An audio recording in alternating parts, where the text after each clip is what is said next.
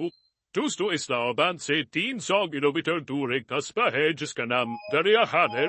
یہ 2011 کی بات ہے جب وہاں پر ایک گھر سے بہت زیادہ بدبو آ رہی تھی۔ یہ بدبو اس قدر غلیظ تھی کہ لوگوں کو پولیس کو اطلاع دینا پڑی۔ پولیس جب اس مقام پر پہنچی تو پولیس کے اپنے ہوش اڑ گئے۔ پولیس کو پہلے اس گھر سے ایک کھوپڑی ملی۔ ایسا لگ رہا تھا جیسے وہ کسی کتے کی کھوپڑی ہو۔ اسی گھر کے ایک کمرے سے انتہائی عجیب و غریب بدبو آ رہی تھی۔ پولیس جب اس کمرے میں داخل ہوئی تو جو پولیس نے دیکھا وہ ناقابل یقین اور ناقابل بیان تھا۔ کمرے میں جا بجا انسانی گوشت کے ٹکڑے پڑے ہوئے تھے اور وہاں پر ایک برتن میں سالن بن رہا تھا۔ اس بڑے سے برتن میں انسانی گوشت پک رہا تھا۔ لپاپی پولیس کو وہاں پر کچھ چیوٹیاں رنگتی ہوئی نظر آئیں۔ وہ چیوٹیاں پتار کی شکل میں ایک بیڈ کے نیچے جا رہی تھی۔ جب بیڈ کے نیچے چیک کیا گیا تو وہاں پر ایک بیگ کے اندر ایک عورت کی لاش پڑی ہوئی تھی۔ اس لاش کی حالت کافی خراب تھی۔ پولیس کو اس گھر سے تیز چاقو اور چھری وغیرہ بھی ملے۔ پولیس کو اس گھر سے کچھ کفن بھی ملے۔ دراصل یہ گھر دو بھائیوں محمد عارف اور فرمان احمد کا تھا۔ یہ دونوں بھائی یہاں اپنے والد اور ایک بہن کے ساتھ رہتے تھے۔ پولیس نے ان دونوں بھائیوں کو گرفتار کر لیا۔ دیکھتے ہی دیکھتے یہ واقعہ پورے پاکستان میں مشہور ہو گیا۔ دو بھائی جو انسانی گوشت کھاتے ہوئے پکڑے گئے تھے۔ یہ بھائی جس عورت کی لاش کو پکا رہے تھے اس عورت کا نام سائرہ تھا۔ یہ عورت کینسر کے مرض میں مبتلا ہو کر فوت ہو گئی تھی۔ جب اس کو دفنا دیا گیا تو اگلے دن اس کی قبر کھودی ہوئی حالت میں ملی۔ چونکہ یہ دونوں بھائی اس عورت کی لاش کو قبر سے نکال کر لے گئے تھے۔ ان کے پڑوسیوں نے بتایا کہ ان کے علاقے قبرستان سے پچھلے کئی برس سے بہت سے مردے غائب ہو چکے ہیں۔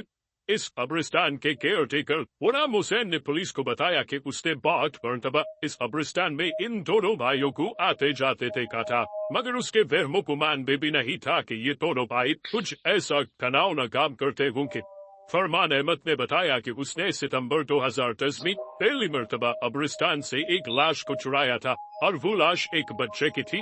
اس کے بعد 100 سے زیادہ لاشیں قبرستان سے نکال چکے تھے۔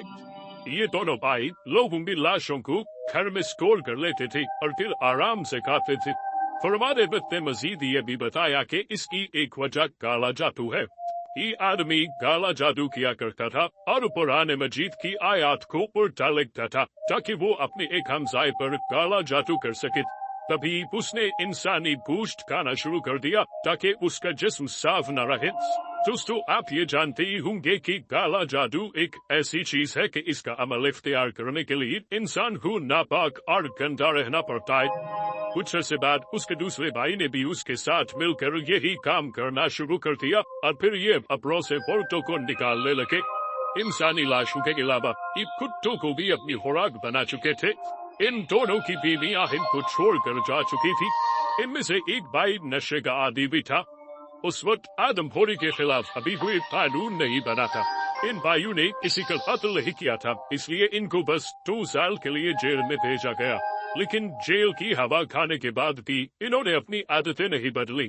2014 میں ایک مرتبہ پھر ان کے محلے کے لوگوں نے پولیس کو ان کی شکایت درج کروائی۔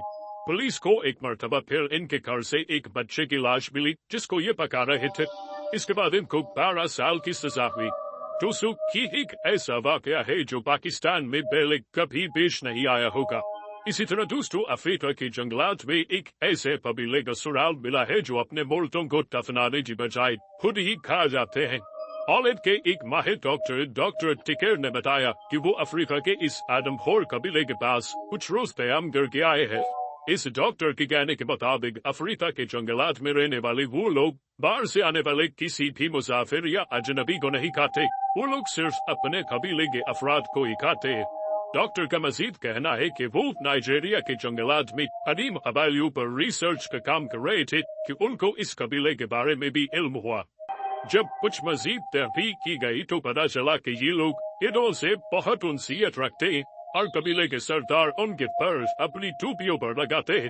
ڈاکٹر کا کہنا تھا کہ وہ ابھی اس قبیلے میں موجود تھا کہ ان کی ایک بوڑھی عورت انتقال کر گئی۔ قبائلیوں نے اس کی لاش کو خصوصی روحانیات سے غسل دیا۔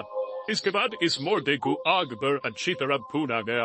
پھر وہ لوگ اس لاش کو اس طرح کھا گئے جیسے کوئی گدھ اور ڈار کو کھا جاتا ہے۔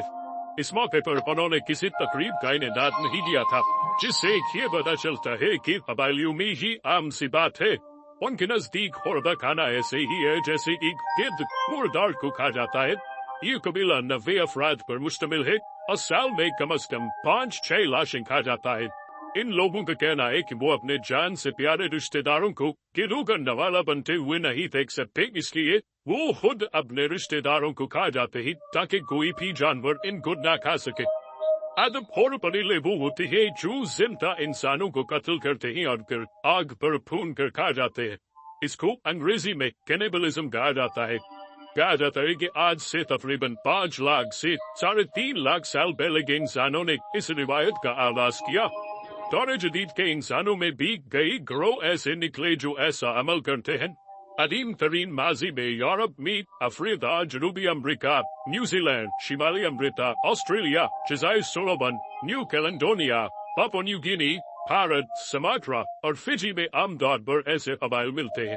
بلکہ فجی کو دو آدم خوری کی وجہ سے اسی زمانے میں آدم خوروں کا جزیرہ بھی کہا جاتا تھا۔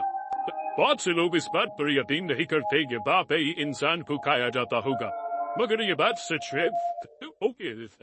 وہاں پر غلطی سے ہماری دنیا کو وہ انسان چلا جائے تو وہ لوگ اسے پکڑ کر مار کر لکڑیوں سے چلتی آگ پر پھول کر کھا جاتے ہیں۔ اسی طرح پاپوا نیو گینی کا ایک قدیم قبیلہ جسے کورائی قبیلہ کہا جاتا ہے، وہ آج بھی اپنی آدم خوری کی وجہ سے بہت مشہور ہے۔ یہ قبیلہ وہاں کی ایک جزیرے تک ہی محدود ہے۔ اس قبیلے کے افراد کی تعداد 3000 کے قریب ہے۔ اس قبیلے کے گھر درختوں پر ہوتے ہیں۔ یہ لوگ زمین پر نہیں رہتے اور آج بھی اپنی آدم خوری کی وجہ سے مشہور ہے۔ تو آپ کو ہماری آج کی ویڈیو کیسی لگی؟ نیچے کامنٹ سیکشن میں ضرور بتائیے گا۔